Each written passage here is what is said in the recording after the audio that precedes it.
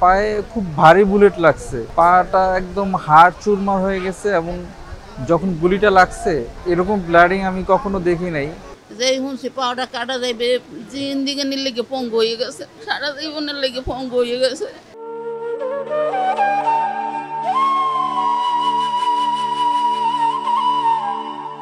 আমি 18 তারিখ বৃহস্পতিবার ব্র্যাক ইউনিভার্সিটির সামনে গুলি খাই।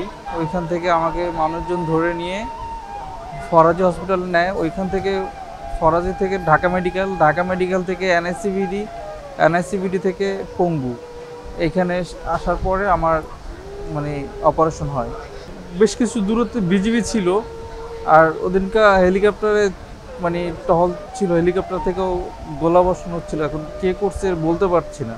পায়ে খুব ভারী বুলেট লাগছে, পাটা একদম হাড় চুরমার হয়ে গেছে এবং যখন গুলিটা লাগছে এরকম ব্লাডিং আমি কখনো দেখি নাই। পাটা ফুলে গেল ধাম করে, মনে হয় পাটা ব্লাস্ট হয়ে গেল। তাদের বিচার হওয়া উচিত, আমি তাদের বিচার চাই। পরিবারে আমার ভাইয়া ওনারা ধার দেনা করে আমার চিকিৎসাটা করাচ্ছে। তাদের ফাঁসি হওয়া উচিত। এমন কাজ যারা করছে, অনেক মায়ের বুক খালি হয়েছে, অনেক লাশ দেখছি হাসপাতালে আইয়া।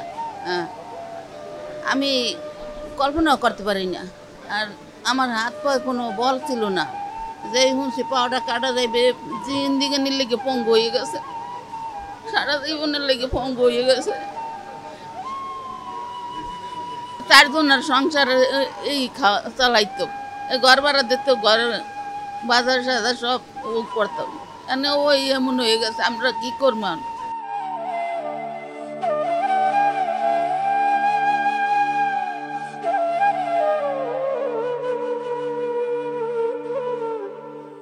আমি উত্তরা 7 নম্বর সেক্টরে প্রাইভেট কার চালাতাম।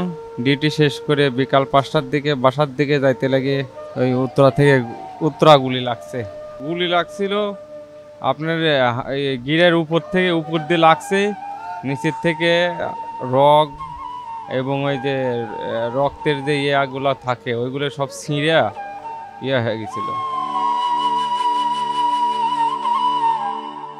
আমি চাই তাদের শাস্তি হোক, যারা আমার স্বামীকে এরকম অবস্থা করছে তাদের অনেক অনেক শাস্তির দরকার। আমার স্বামী এখন পানে, আমার স্বামী এখন কিভাবে চলবে? আমার একটা ছোট্ট বাচ্চা আছে। আমার স্বামীর মতো যেন আর কারোর যেন না হয়। আমি চাই না যে আমার স্বামীর মতন আর কারোর পা কাটা পড়ুক।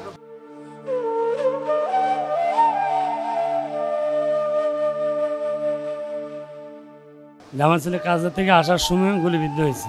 আমি 2 ঘন্টা পরে জানি যে আমার ছেলে গুলিবিদ্ধ হয়েছে। এর আগে আমি জানি না। নারায়ণগঞ্জে নেওয়ার পরে, খানপুর মেডিকেল নেওয়ার পরে আমি জানি।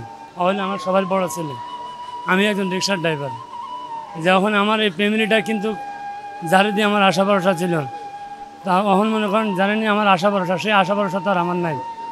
এখানে যারা গুলিবিদ্ধ হয়েছে, আল্লাহ সবাইকে সুস্থ করুক, সবার মার সন্তান সবাই মায়ের বুকে নেক, লগে আমার ছেলেরও আল্লাহ ভালো করুক, এটাই আমার কামনা।